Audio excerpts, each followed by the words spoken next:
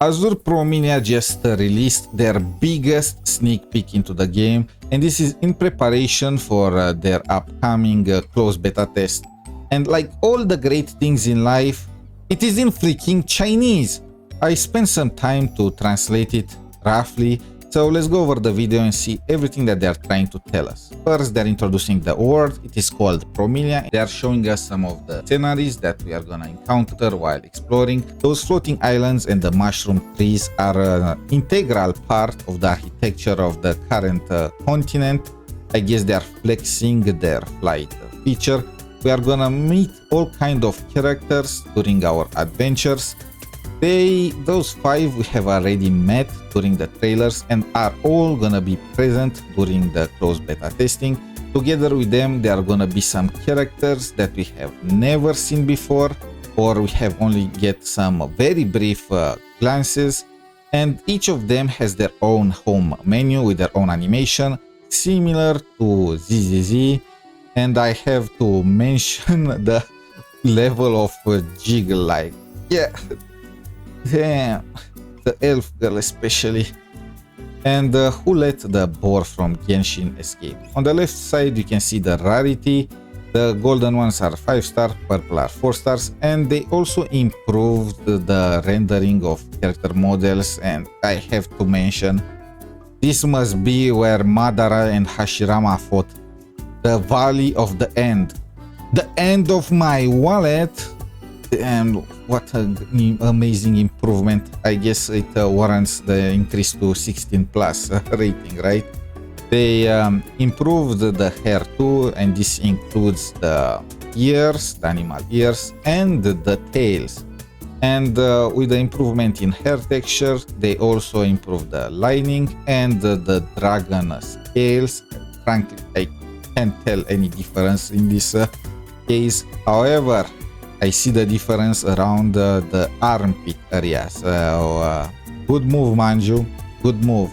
And the stockings seem to be a little brighter, shown on the right side. Then they are going on and on about the combat in Azur Promilia, how they try to make it as interactive as possible, and they plan to show us some footage. The teams are made of 3 characters, each with their own 𝗖cie𝗽𝗆𝗵𝘁, and the maximum level is 50. They have their skill, passive, liberation, all that, just like the regular gacha games. And this is the boss. He reminds me of the 𝗖cie𝗽𝗆𝗵𝘁 from Genshin.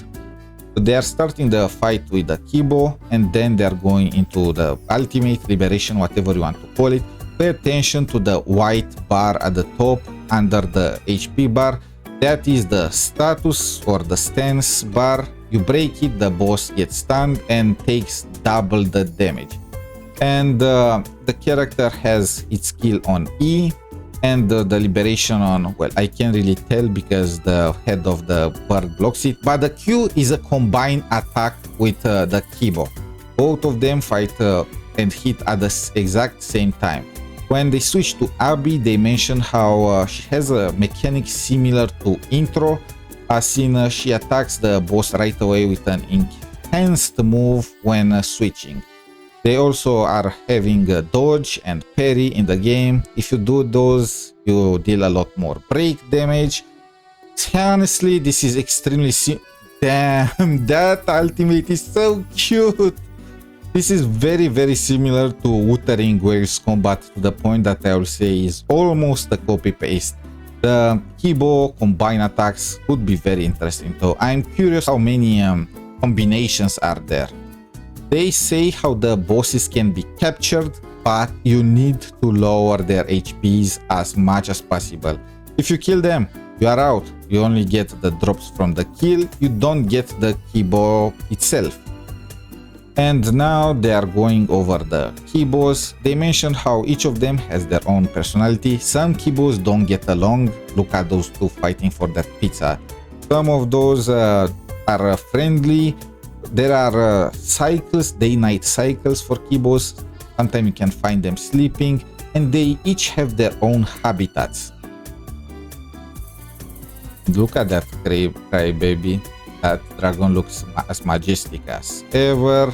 And they plan to show us some of those features. They're starting with a 𝗖𝗆𝗆 that can be found in the mountain area, and as behavior he likes to sharpen his claws.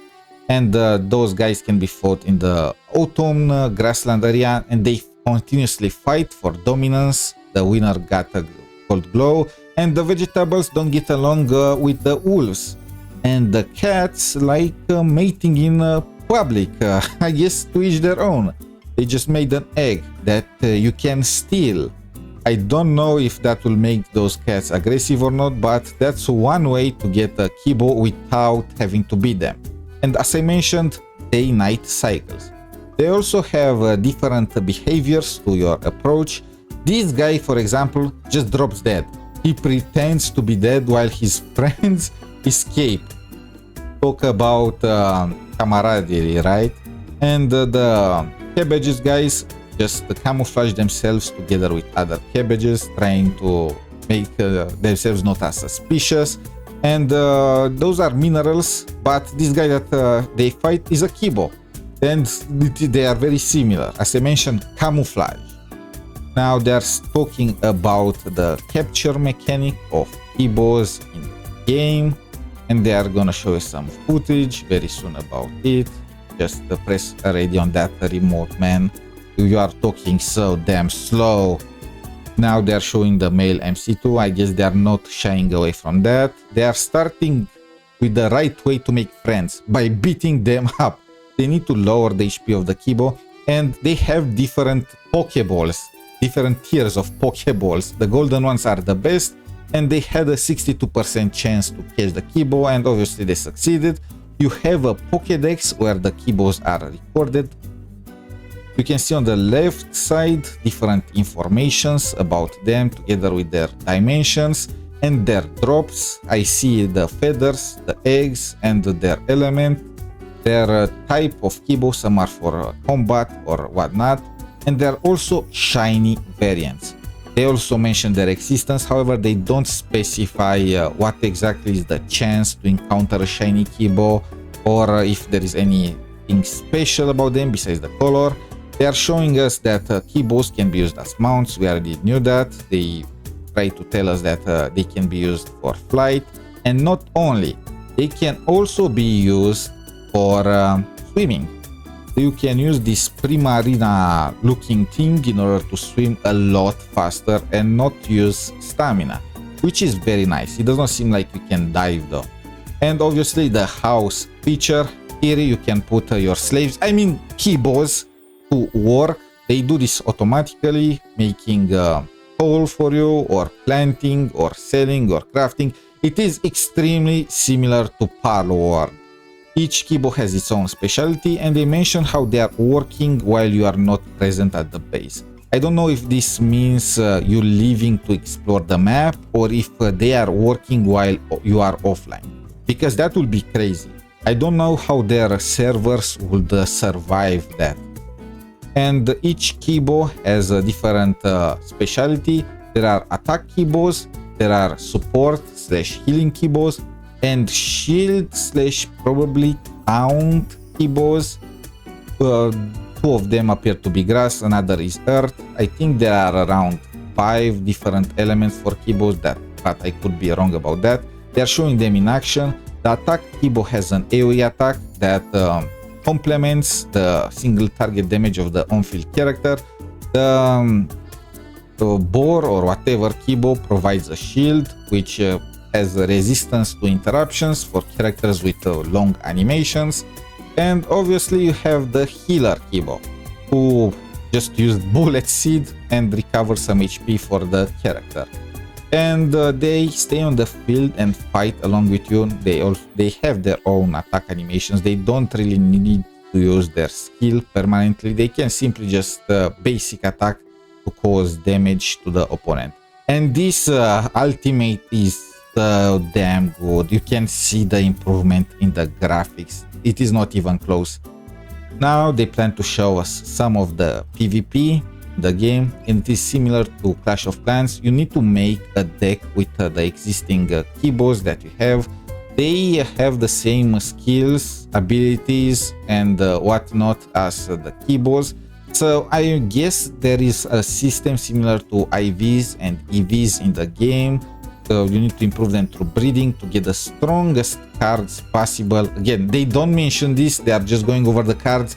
I am providing just my guess here. Once you have the pack prepared, you start the fight, and you have a mechanism similar to, well, it is a mana mechanism, let's call it that. You need to spend those crystals in order to summon the KBOs. Those crystals are recovered during time, like it takes time to recover some of them. And because of that, you can't make a deck with only high cost KBOs. You need a healthy scale. Each KBO has its own ability. That hoe created a tornado, this rabbit just healed, and the Tauros looking thing has a very strong punch that is also AoE. Your goal is to destroy the enemy's Nexus. To do that, you need to push the enemy's KBOs, just beat them up until you reach the other side. Your main character also has a tactic ability which provides support to the KBOs, and you need to be smart with using it. You need to use it at the right moment in order to switch the tide of the battle. I have to mention that the right side KBO looks a lot like one of the pals in Pal World, one of my favorites. This is about it. Now they just go into how the game is not properly optimized yet, that there are a lot of improvements to be made, and that they are looking forward to our feedback and to try the test server, which we would if we could, right? Thank you. Just let us in, let us in. And now they are leaving and giving us some more footage of Azur Promilia. Yeah, what are you looking forward to the most in this game? For me, it must be the KBOs, the PvP KBOs, especially the PvP system especially. There is so much potential there. You can make KBOmon, you can make KBO, you can make Clash of KBOs, League of KBOs. The world is their oyster. In any case, that will be all. Thank you for watching this video, and until next time, have a wonderful day. Bye.